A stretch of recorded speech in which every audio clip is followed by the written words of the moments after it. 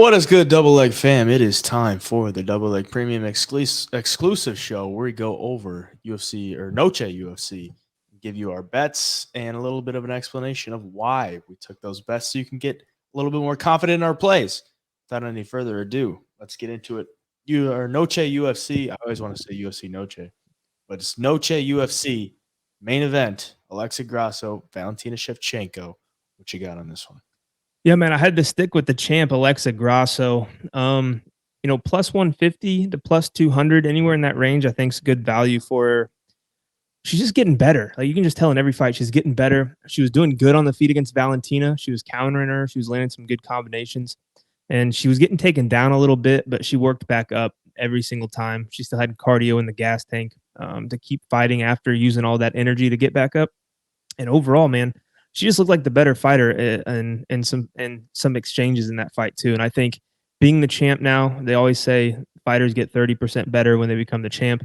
They got more to fight for. She wants to keep the belt. Valentina's 35, going on 36, back end of her career. I think this is a good spot for Grasso to get the dub. Yeah, I was thinking like when I in my film study, I'm thinking Grasso's got.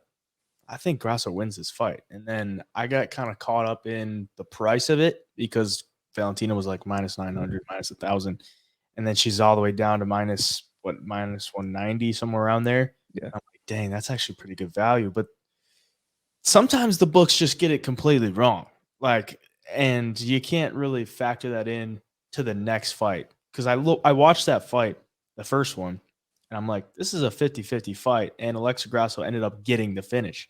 So going into this one, I'm like, it's kind of a 50-50 fight, but then I also think Grasso still has room to improve. I don't see anywhere that Valentina could really improve after what she's done her entire career. So I think Grasso at plus 154 for a unit. That's what I got on her. Grasso money line plus 156 actually for a unit. And then I also got Grasso by decision plus 350 for 0.25 units. And I got over 4.5 rounds in that fight as well, minus 140 for 1.4 units. I think it's going to be a chess match.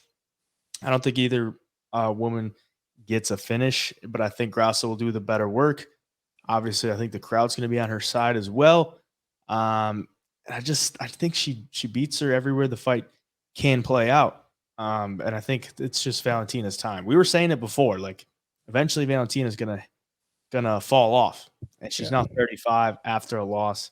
I don't really see where she like comes back, makes another run. I just think it's her time to be done. So Grasso is the play for me. I also got Shevchenko higher than 86.5 significant strikes on an underdog because I do think the fight probably goes the distance. And I do think it's probably going to be a stand up battle. Shevchenko's working the jab a lot, and those tend to rack up pretty quick. So I think she gets probably north of 90 significant strikes. So got that. Co-main event: Kevin Holland, Jack Della Maddalena. What you got on that one? Oh yeah, I got two plays on this one. Kevin Holland money line as the dog. I think it's a good spot for him. This is a big jump up in competition, in my opinion, for Jack Della, coming off of a win over a debuter. Kevin Holland 3-1 at 170. This fight's at 170. He's only lost to Wonder Boy in a fight that there was a path to victory there for him. He just decided not to take it.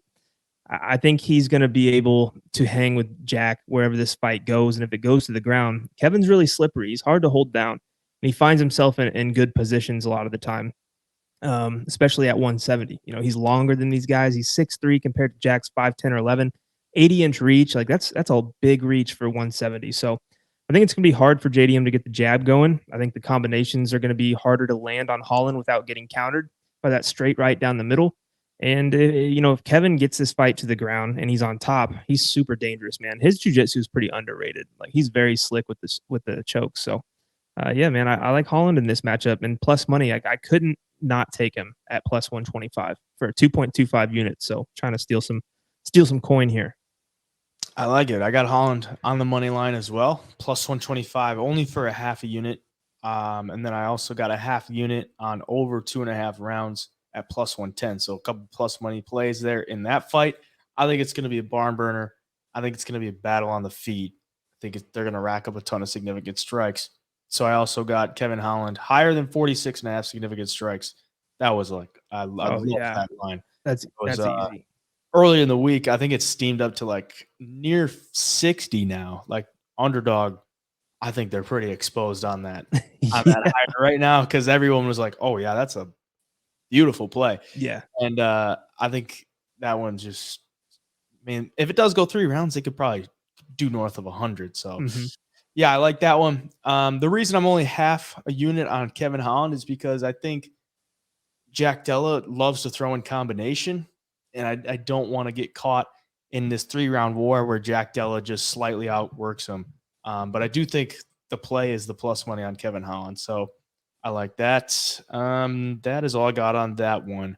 We move to the third fight, and the big drop off starts. Raul Rosas Jr., Terrence Mitchell. What you got on that one? Nothing. Nothing. I don't like it. I don't like Rosas coming back at this price. I don't like him in parlays. It's just too much inexperience there on his side. Mitchell's Yeah. not a good fighter. It's too greasy for me. I laid off. Yeah, that's probably the smart thing to do because I really wanted to get to Rosas round one at like minus 155, which is like a great line. But then I'm Mhm. like, God, I mean, Terrence Mitchell has a good like 2 to 3, maybe 4 minutes in him. If Rosas gives him like another minute or two, you're going to be sweating for 5 minutes. Like, I don't want to do that, laying chalk, that heavy chalk on an 18-year-old kid. Only his third fight in the UFC, even how bad Terrence Mitchell is. So I kind of went a little against the narrative. I went Rosas Jr. round 2.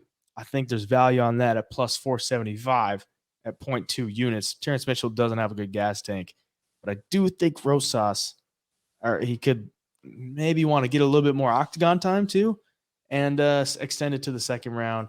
I do think he probably finishes him though at plus 475. I mean, that's a pretty big swing compared to, laying minus 155 just for 0.2 units. Try to steal one there. I was actually really close to take the fight to start round 2 for Yeah. at like plus 110. Yeah. I That's think not, plus money at that's not bad at all. So I was close, but I was just like, you know what, this could just end in a minute too. So I don't know. yeah. I mean, sometimes when those happen, like you look like a genius, but then Mhm. sometimes they get finished in like 30 Right. seconds and you're like, Exactly. God, why did I even think that is? But yeah, that's the only play I got on that one because it's a pretty greasy one. Actually, I lied. I got Rosas in a parlay, but that's just throwing in the Mexican fighters, Yeah. which I'll go over all later. But we'll move on. Daniel Zellhuber and Christos Yagos. What you got on that one? Yeah, I took Zellhuber in a parlay with Roman Kopylov. Those two together is minus 130 for 1.3 units. I think Zellhuber, his striking is really slick. He's long. He uses his kicks really well. I think Yagos is a little bit past his prime. He's got some power. I just don't see him going tit for tat for 3 rounds with Zellhuber because regardless of Zellhuber's debut, like the kid's a really slick kickboxer and he's a good striker. So I think it probably goes all 3 rounds. I think Zellhuber gets it done for sure. So I had to throw him in the parlay. I'm glad you said Zellhuber goes all 3 rounds because I got Zellhuber by decision I like it. plus 180 for 0.4 units. I didn't want to go too heavy on the chalk for Zellhuber, but I do think he wins. He's just got to withstand the early onslaught from Yagos because Yagos is pretty explosive first round. I do think he's durable enough to not get finished early. And I think after that, he'll probably just need to win 2 rounds or maybe just he could find a late finish, could find an early finish. But I do think Yagos is tough enough to extend it out. He's getting finished by guys like Thiago Moises, Sarukian, Charles Oliveira. Like he's been to a decision with Drakkar Klose. Mhm. And he's won some decisions as well. I don't think he can win a decision here. I don't really see it that way. So I think Zellhuber by decision plus 180.4 units is pretty solid play. And that is all I got for that one. Fernando Padilla, Kyle Nelson. What you got on that one? Yeah. So first I've got Padilla in my long shot parlay. I'll start with the prop bets I got on him. I got him by submission plus 500 for 0.2 units. He's got more submissions on his record than decision wins. He's got more submissions than knockouts on his record. He's really long. I think Kyle Nelson, is going to try to get this thing up against the cage, make it a little dirty, and I think he could leave his neck exposed. So had to take that at those odds. And then in my long shot parlay, I got Padilla by sub, Shirez by sub, and Knutson by KO for 57-1 plus 5,700 for a tenth of a unit. So if we hit that, we're in the profit automatically on the night. So, yeah, man, I just think Padilla, he got the big knockout over Erosa, but I think really his bread and butter is going to be when fights go to the ground and he uses that length and his jiu-jitsu skills and finds a lot of finishes. So I had to take it at plus 500. Yeah, he's a long featherweight. Yeah. And he should be able to use that here. So I like Padilla minus 14.5 significant strikes. Long dude, throws a lot of volume. Kyle Nelson, not really known for his volume. He's got a pretty negative striking differential. Minus 14.5. Sign me up, mainly because I also think the over 1.5 hits. I took over 1.5 in this fight at minus 145 for a unit. So I think if it goes, past 7.5 minutes, Padilla could rack up some volume and go over that 14.5 that he's got to cover on underdog. So that's what I got on that one. I think Padilla is able to jab him up. And Kyle Nelson, he's pretty tough. Like, he's never been finished in the first round. And the only times he has been finished, second round, third round, and third round. So he's the underdog here. He's most likely going to lose. I don't think he gets finished early. So the over 1.5 at minus 145, had to take it for a unit. Keep her going. We got Lupe Godinez and Elise Reed. What you got on that one? So all I got on this one's Lupe in a parlay with Edgar Shirez and Charlie Campbell.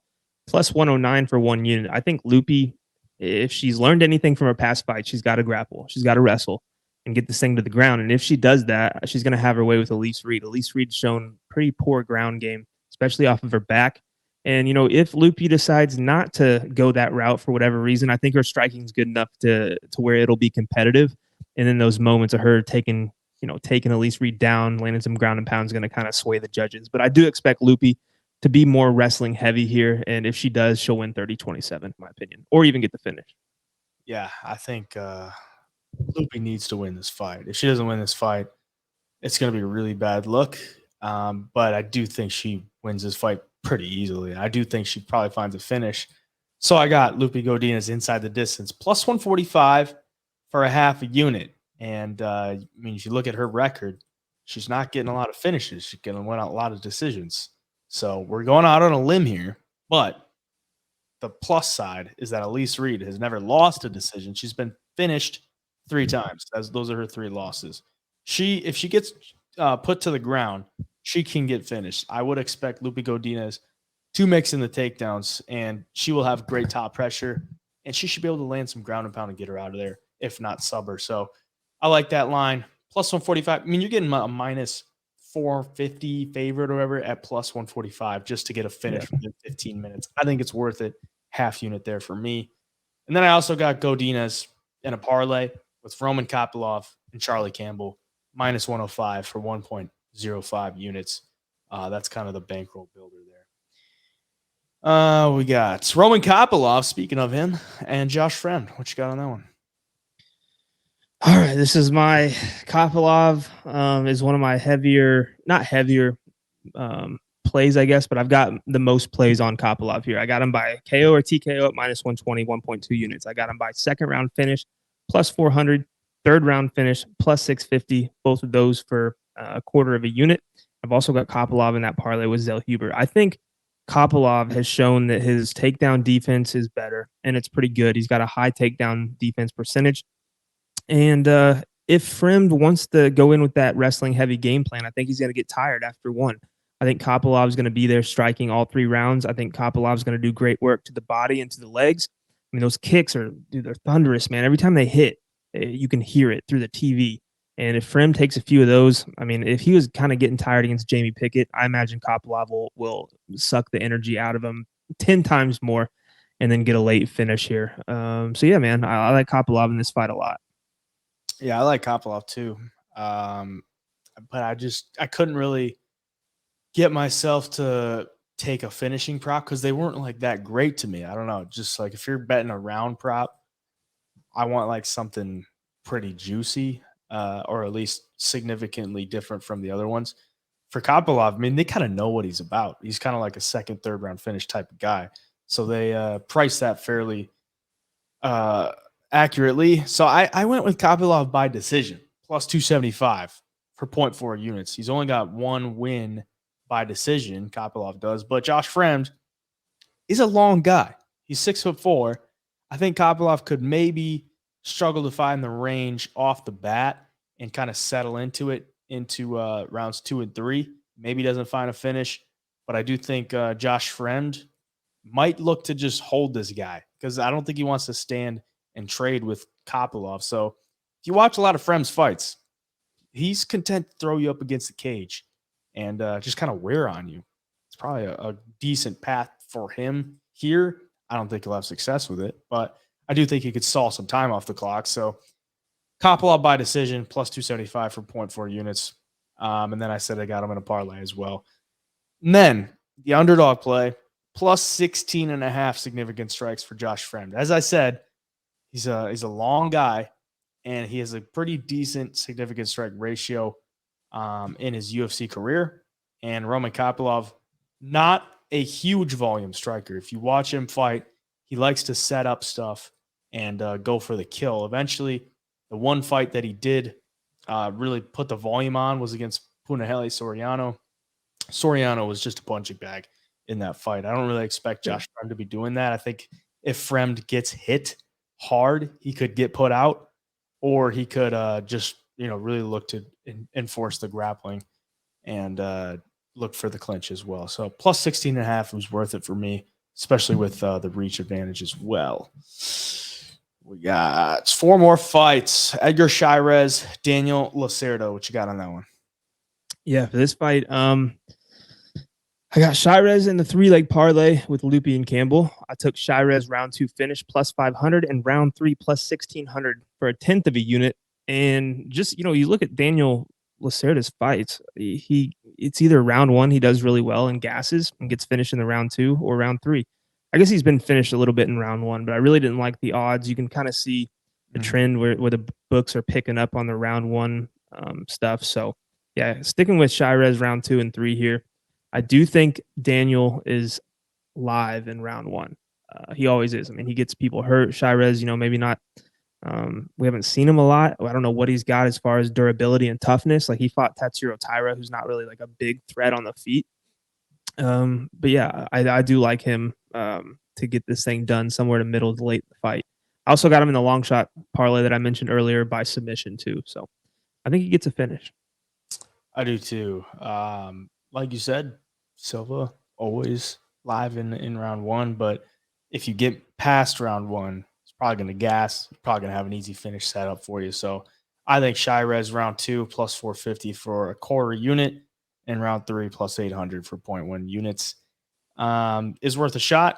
And so we're not getting like too invested in that one, but I do think that is a great possibility. And then the real play here is higher than 21.5 significant strikes on Edgar Chairez, because you look at Daniel Lacerda, he is there to get hit, and once he is tired, he will take a beating. Yeah. And you could put on a bunch of significant strikes. So Edgar Chairez could go out there and not get a single significant strike in round 1.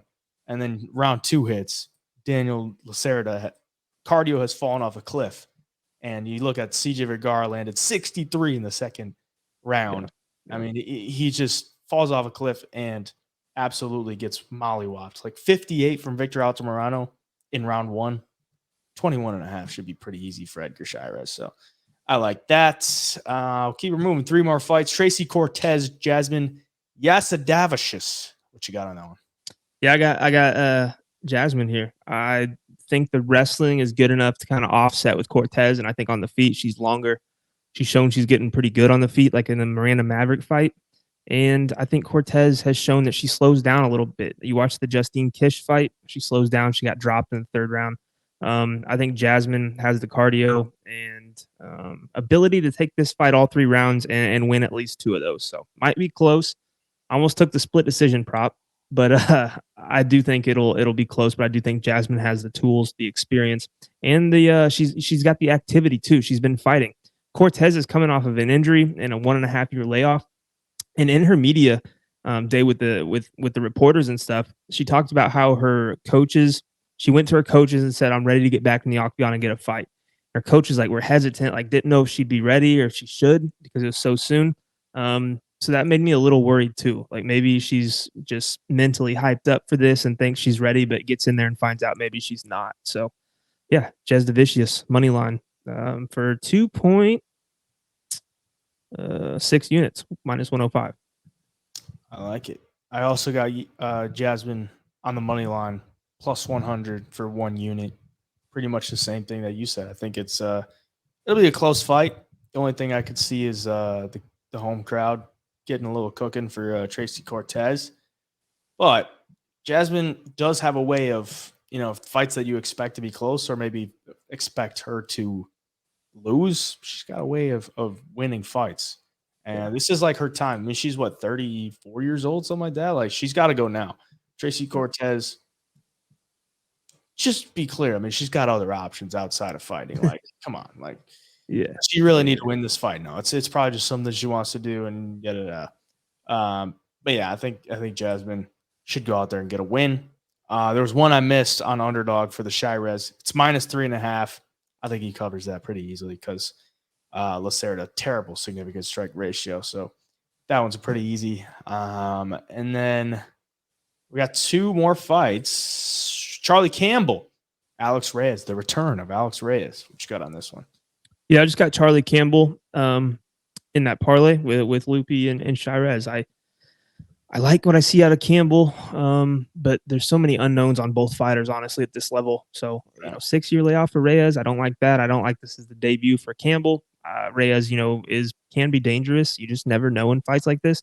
So I'm just gonna sit back, enjoy, and see what happens, and see what these two guys look like. Yeah, that's it's gonna be a super weird fight because you don't know what the hell you're getting. But Yep. I took the under 1.5. Minus 194 for a unit. I think that was worth a shot because Alex Reyes, he either finishes early or he gets finished pretty early. Charlie Campbell usually comes out like a bat out of hell. Even though he's only got 1 or 2 first-round knockouts, he's been knocked out in the first before. So I think if he comes out expecting to get a finish, he could either finish him or he could get finished. So I like the under 1.5, and then I got Campbell in a parlay with Godinez and Kopylov, like I said earlier, minus 105 for 1.05 units. And then we got one more fight to talk about here: the curtain jerker, Josephine Knudsen and Marnik Mann. What you got on that one? Yeah, just Knudsen by KO in that parlay, and I also took her inside the distance, I guess, at plus 130 for half unit. I liked what I saw out of her on the Contender Series. A lot of people didn't, but I like that she showed how well-rounded she was. She can stop takedowns. She can strike with, experienced and credentialed kickboxers. She can hurt girls. Like, she almost had Verbeek out of there in the first round after she dropped her and had her on shaky legs. Marnik Mann's 5 foot tall. She's going to want to wrestle here. If she stuffs the takedowns early, I think that's going to be a bad sign for Marnik Mann, and she's going to get touched up. And we saw her on the Contender Series last year get flatlined by Bruno Brasil with a kick. And I think if Knudsen can keep it on the feet going into the second and third, I think she's got a really, really good shot to end this fight because she will throw the volume out there. She's got slick hands, and she's pretty accurate too. So I like her here inside the distance. I do too. I mean, if you look at her wins, like, we're kind of going out on a limb, but what we're seeing here, if you can correct me if I'm wrong, but she was on the road to the UFC, won, but it was kind of a boring fight. She goes on the Contender Series, wins, nearly has a finish, doesn't get it, and then doesn't get a contract. So she went in that fight, wanted to get a finish, didn't get it, didn't get a contract, then steps up to fight Lucindo, tough fight on short notice in her debut. And then Lucindo pulls out, and she gets a can in Marnik Mann. So this seems like the stars have aligned for Knudsen to finally get her finish. And I think she gets it. I got Knudsen inside the distance, plus 125 for a half unit. And hopefully that one ends up panning out, and it's an early finish for Knudsen. If you look at the PDF for me, you'll see at the bottom the Parlay Play app picks there. Basically, just like Underdog Fantasy. I'm not going to read them off, but it's just a 7-leg entry. Little throw in there for 0.1 units for 78.7x. I mean, a lot of these are ones that I have in the Underdog Play as well. So hopefully we can cash that. That'd be great. You know, get a little 78x. Gotta love that. But yeah, that's the plays. I won't go over the Underdog plays either. We only got 3 this week. We've been rolling with 4. We're going with 3 this week. Just nothing else really jumped off the board too hard to me. And then there's one parlay I got to read off because I haven't read it off, but it's the Mexico parlay minus Tracy Cortez, Grasso, Godinez, Shirez, Zellhuber, Padilla, Rosas Jr. plus 835 for a quarter of a unit. We're gonna ride with the Mexicans tomorrow. So I do think they're kind of getting set up to win. And if they go out there and do their job, I think they win. So I like it. You got any last messages to the Double Leg Premium members? Just, pick your spots. If you like something we're playing, play it. If you don't, just go with your gut and don't play it. Like, always stick to your guns. I don't know. Blindly tailing can be good. It can be bad. If there's something that you really think that the opposite of what we're playing is going to hit, stick with it. You don't have to tail us. We're here to help. We're all here as a community to help. But the overall goal is to make money. And I think we got a good chance this week. Yeah, as always, stick to your guns. Don't chase. Good luck to everybody at Noche UFC. Hopefully you all enjoy the card. And hopefully we make some money. That's always the best part. That's the fun part. Double Leg Premium members, appreciate you. Till the next time in the next video, Double Leg Premium sign.